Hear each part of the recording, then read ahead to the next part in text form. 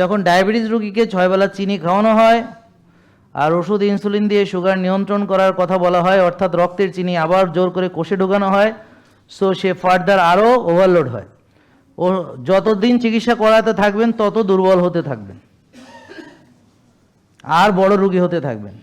কারো চোখ যাবে, লিভার যাবে বা কিডনি যাবে, হার্ট যাবে, ব্রেন যাবে, পুরুষত্ব যাবে, শক্তি চলে যাবে, নারীত্ব চলে যাবে, মাতৃত্ব চলে যাবে, ইনফার্টিলিটি হবে, বুকে লোম হবে, দাড়ি হবে, মোচ হবে মেয়েদের।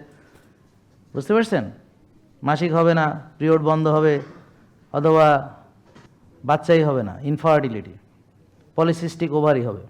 কি ঠিক আছে? ঠিক আছে, আছে এগুলা? তা এখন এরকম হবে, বুঝলেন না কথা? ঘাড় কালো হবে, বগল কালো হবে, আসিল হবে, মাথায় টাক পড়বে, মুখে ব্রণ হবে। ঠিক আছে? মেলেনি? ঠিক আছে। মেজাজ খারাপ হবে, ঘুমাইতে চাইবে না, বুক ধড়ফড় করবে। ঠিক আছে নি? সব মিলে? হ্যাঁ, খাইলে খারাপ লাগবে, দুর্বল লাগবে, না খাইলে মনে হবে মরে যাব, একটু পরপর না খাইলে মনে হবে যে হায় হায় আমি হাই হয়ে যাবে। মেলেনি? ঠিক আছে? এই হলো কথা। কেন? কারণ আমার টোটাল যে সিস্টেম সেটা নষ্ট হয়ে গেছে।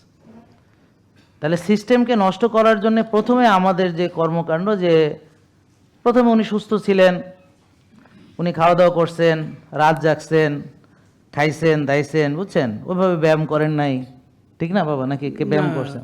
ব্যায়াম করছি, কিভাবে? হাঁটা একটা ব্যায়াম, তাই তো? হাঁটাহাঁটি করছি।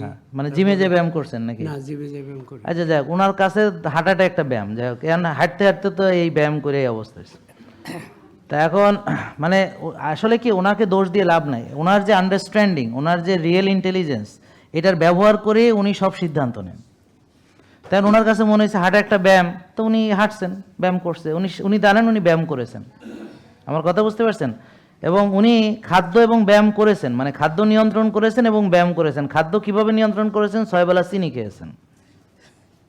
কথা বুঝেন নাই? আর ডিমের কুসুম ফেলে দিয়েছেন নাকি খাইছেন? না, খাইছি। এটা ভীষণ অন্যায় করছেন, কারণ বইয়ে লেখা কুসুম ফেলে দিতে। ওই দেখেন, কুসুম ছাড়া। আপনি ওর লেখাটা খেয়াল করেন নাই। না, ওই 4-5 বছর খাইনি। হ্যাঁ, তাহলে তো ঠিকই আছে, খায় নাই। না খেয়ে যখন ওই যে বাতি নিভে গেছে তখন মনে হয় খাইছে। না, তারপরে কিডনি ধরা পড়ার পর কুসুম অ্যাড হয়েছে। ডাক্তার বলছে এখন খাইতে, কিডনি নষ্ট করা শেষ, এবার কুসুম খাইতে পারে। এখন কুসুম আচ্ছা খাইতে আচ্ছা, পারে। ঠিক আছে।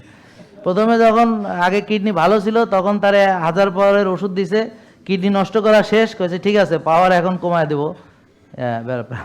তারপরে কুসুম ফালায় দিতে কইছে, দিছে, এখন কিডনি নষ্ট হয়েছে, তো এখন খান, অসুবিধা নেই। কিডনি যেহেতু নষ্টই করে ফেলাইতে পারছে, এবার খাইতে পারেন। এখন মাসে 8-10 হাজার টাকার কি লাগে? ওষুধ লাগে, ইনসুলিন লাগে। তো এখানে আমাদের এখানে দেখি যে সব গরিবরা আসে, হ্যাঁ, ওরা বলে যে এত টাকা কোথায় পাবে, একটা তেল খাবে। আর এদিকে সবাই দেখি যে আপনারা 8-10 হাজার টাকার ওষুধ প্রতি মাসে খাইতে আছেন। সেখানে কোনো অভাব নেই। 1.5-2 লাখ টাকা দিয়ে আপনি একটা রিং পরান, 3টা রিং পরাইলে প্রায় 3.5-4 লাখ টাকা। সেখানে কারো অভাব দেখি না। জেকে লাইফস্টাইল লিমিটেড, ওষুধ মুক্ত সুস্থ জীবন।